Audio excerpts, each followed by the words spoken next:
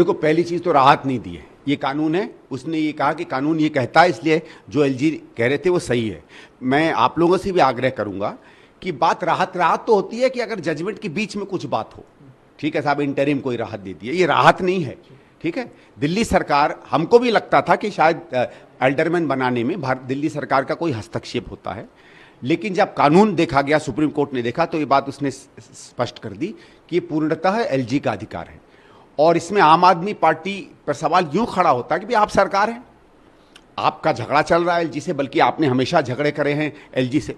आपने हमेशा कहा है कि एलजी ने आपके अधिकारों पर अतिक्रमण किया है, आपने कभी उनका कुछ नहीं किया है। तो जब आपने एल्डरमैन के नाम भेजे तो आपको भी तो कानून देख लेना चाहिए था। आपने, इसका मतलब है या तो कानून नहीं देखा, या आप अनपढ़ हैं, या जानबूझकर आपने कानून तोड़कर आपने नाम भेजे और केवल एक शगुफा छोड़ के दिल्ली में आप सस्ती और चीप पॉलिटिक्स कर रहे थे।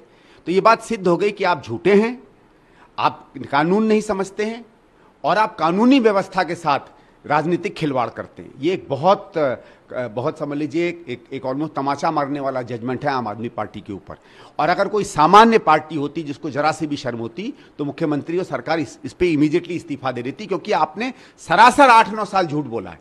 बात ये नहीं है, कभी हो सकता है अधिकारों के क्षेत्र में हम कोई चीज़ गलती कर दें, कोई चीज़ हम समझे हमारे अधिकार क्षेत्र में है। संविधान में जिस तरीके से भारत सरकार और राज्य सरकार को बीच में सत्ता का बंटवारा किया हुआ है, उसमें कुछ राज्य जैसे दिल्ली है जिनका विशेष दर्जा है, उसमें भी कानूनों में किया हुआ है। कुछ कानूनों के प्रावधान अपने में एकदम स्पष्ट नहीं होते हैं, लेकिन जो चीज़ इतनी स्पष्ट है कि सुप्रीम कोर्ट ने साफ साफ कह दिया, या यही सुप्रीम कोर्ट, अगर आपको याद होगा, जिसने कुछ समय पहले कहा था कि नहीं, दिल्ली सरकार को काम करने के लिए कुछ अधिकार देने चाहिए, जिसके ऊपर भारत सरकार ने उस कानून पर एक अपनी प्रतिक्रिया दी। वही सुप्रीम कोर्ट आज कह रहा है कि नहीं, इसमें आप सरासर गलत हो। इसका मतलब आपने दिल्ली की जनता को झूठ बोला। और फिर ये नहीं पता चलता कि अगर इस महत्वपूर्ण चीज पर झूठ बोला है तो कितनी और चीजों पर झूठ बोला है।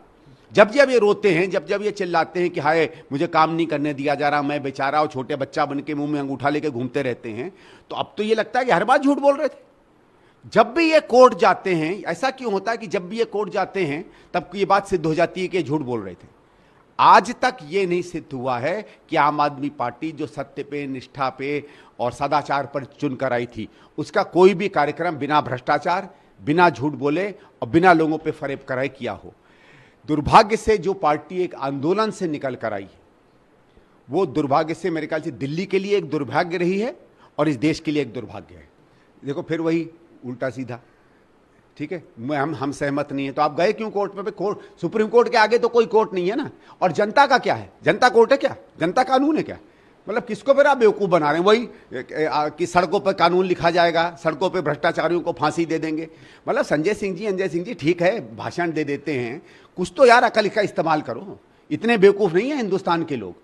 और दूसरा, आप कह रहे हैं हम जजमेंट पढ़ेंगे, तो इसके पहले कानून पढ़ लेते। कानून क्यों नहीं पढ़ा आपने?